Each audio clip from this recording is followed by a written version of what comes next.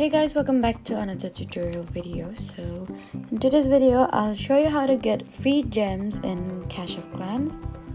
So if you've seen websites claiming they can generate unlimited free gems, then here's the important part. There is no legitimate gem generator or a secret hack that gives you unlimited gems for free. Instead, you can earn gems through legitimate in-game methods. You need to complete achievements, clear obstacles from your village, and participate in official events or challenges that offer gems as rewards. You can also check the in-game shop and event section for any official promotions or reward currently available.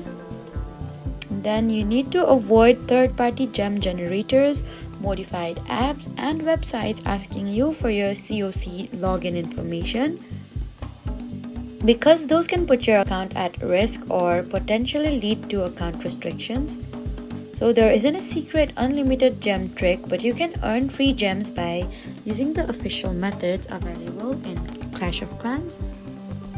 That was it for the video. Please do not forget to like, comment, and subscribe for more helpful tutorials.